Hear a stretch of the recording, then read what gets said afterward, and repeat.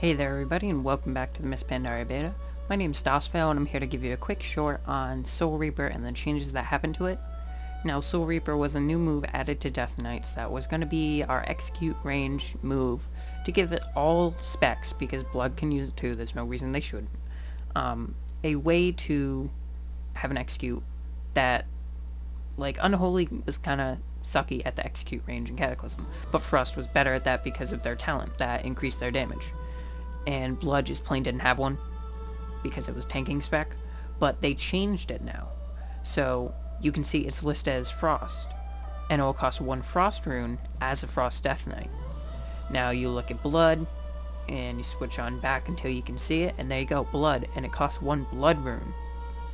And then for Unholy, as you can guess, Unholy, and it costs 1 Unholy rune. That will cause shadow damage. Blood will cause shadow damage. Does Frost do Frost damage now? Oh no, they changed it. I thought it was Shadow Frost damage before. That might be a bigger difference than I thought it was, but now, before you wouldn't be able to use it unless you had Death Rune, and as a Frost Death Knight, you could technically cast it whenever you want, because Frost Death Knights have 2 default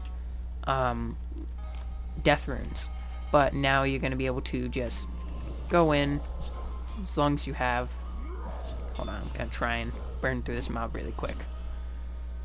Hey, no crazy attacks and shit. I just want to kill you with my Soul Reaper. Kabam! 80k. I'm ignoring him now. He's not worth my time. And now it's using, oh, there we go. It's gonna make it so much easier. So much easier that for Frost, it'll cost a Frost rune, for Unholy, an Unholy rune, and Blood rune.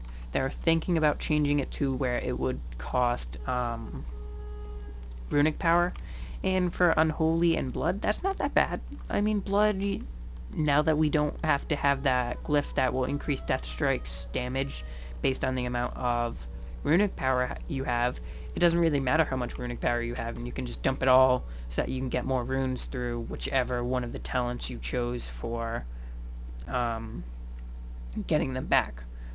Blood Tap, Runic Empowerment, or Runic Corruption. But now, if you think about it, Frost would really be in a rut there, because Frost Strike is really good way. Oh, no wonder it was costing me so much. It's a really good way to do A, a lot of damage, and B, get rid of your runic power while also proccing that rune regeneration talent. So having it cost 1 of your specific runes specific to your spec is the best way they could have went. I'm very glad they went with that, and I'm just so glad, because now also, if you think about it, Blood would generally use Heart Strike, Death Strike, and Rune Strike for their 3 attacks that they would mainly use, and use like Blood Boil or something, but like, those were the 3 strikes that they would use. Now you use Soul Reaper in place of Blood Strike as tanking. Unholy, you'll be able to spam it out as fast as you can, because there's no reason for you to use a Scourge Strike over a Soul Reaper. Soul Reaper will do vastly more damage. And also, it won't interrupt Frost rotation as much now, because it costs a Frost rune, but you also have Death runes as well as your Unholy runes. So, ooh, sorry, hiccup. So you'll be able to very easily get it out in all 3 specs, no problem. But that's all for now. I'm glad to see this change. It's going to help Death Knights a lot, and I hope it doesn't change out from this. So, that's all for now. I'll see you next time.